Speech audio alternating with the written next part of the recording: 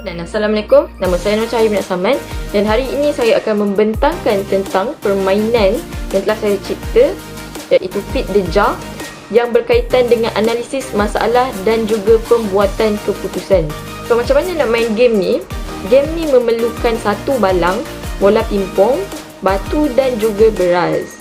So, apa yang perlu pemain buat? Pemain perlu memuatkan balang dengan semua bahan yang disediakan, iaitu bola pimpong, batu dan beras, tanpa menyisakan satu pun. So, tak boleh ada satu objek, even satu batu ke atau bola pimpong yang keluar daripada balang tu. So, ini adalah video di mana rakan-rakan saya mencuba permainan yang telah saya cipta ini. So, tengoklah mereka ini sama ada berjaya ataupun tidak.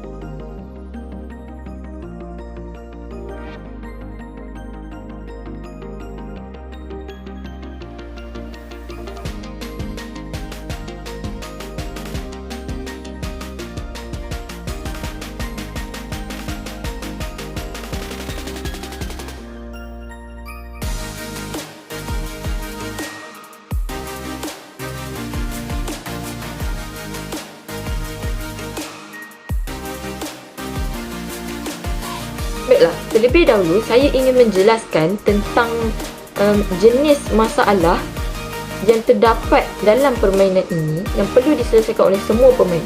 Masalah ini adalah berbentuk penyusunan di mana beberapa objek telah disediakan dan memerlukan penyelesaian masalah itu menyusun dengan cara yang memenuhi suatu kriteria. Objek-objek juga boleh disusun dengan banyak cara, tapi hanya ada satu cara atau beberapa cara penyusunan sahaja yang boleh menyelesaikan masalah itu. Bagi aplikasi teori dalam permainan pula, ada konsep yang dapat diketengahkan daripada permainan ini adalah konsep sistem 1 dan juga sistem 2 yang dikenalkan oleh Daniel Kahneman. So, Daniel Kahneman kata otak kita ada dua jenis sistem operasi yang dipanggil sistem 1 dan juga sistem 2. Apa itu sistem 2? Sistem 2 adalah proses pemikiran yang lebih perlahan dan proses ni memerlukan lebih usaha. Sistem 2 ni dia menggunakan logik dan kesedaran sepenuhnya. Kebiasaannya lah otak menyelesaikan masalah yang lebih kompleks menggunakan sistem 2 ini. Dan sistem 2 ini hanya menyumbang 2% kepada pemikiran kita. So, nilainya hanya kecil kalau kita bandingkan dengan sistem 1 sebenarnya. So, saya bagi contoh, bila kita nak bandingkan mesin basuh mana yang lebih baik, mesin basuh jenama mana yang lebih baik. Contoh lain, bila kita nak fokus pada satu suara panggilan dalam situasi yang riuh.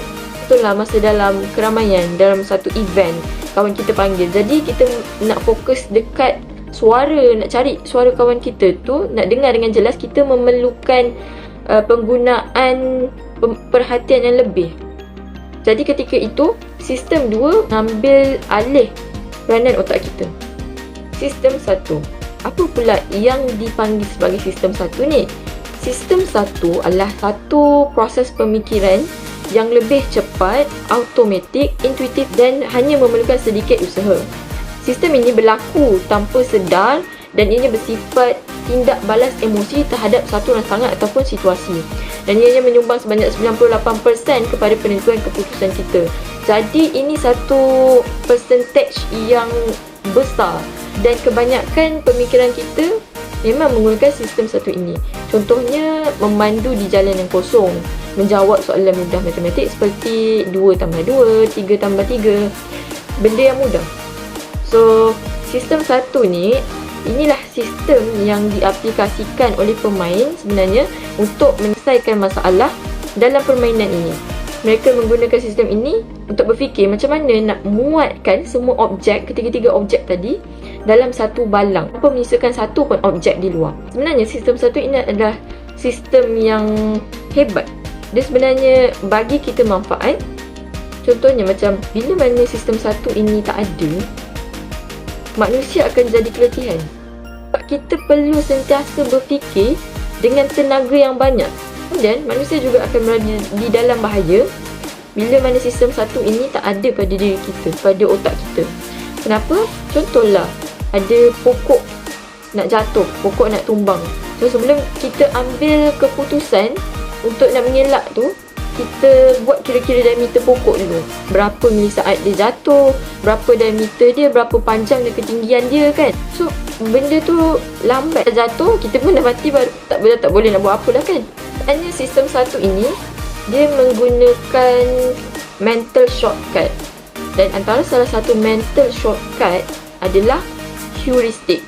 Secara ringkasnya, bila kita nak selesaikan satu masalah ataupun kita nak decide sesuatu, kita akan bertukar ke mental shortcut sebab kita nak keputusan yang cepat dan mudah, kurangkan keperluan pemprosesan maklumat dan membuat keputusan. Hasil daripada heuristik ini, pemain memilih untuk susun objek yang dimasukkan ke dalam balang secara rawak tanpa mengambil kira terlebih dahulu ukuran diameter ataupun isi padu setiap bola pingpong, batu dan juga beras. Cara penyelesaian ini tidak memerlukan peserta menggunakan lebih usaha untuk berfikir seperti menggunakan formula matematik, formula fizik. Biasanya untuk menyelesaikan masalah, mereka menggunakan gerak hati dan juga pengetahuan daripada pengalaman mereka yang lepas. Salah satu faktor kenapa heuristik ini digunakan adalah kerana pemain perlu cari jawapan dengan cepat dalam waktu yang singkat. Dan pemain juga kekurangan maklumat berkaitan objek. Maka pada ketika ini sistem 1 pun mengambil peranan di otak kita.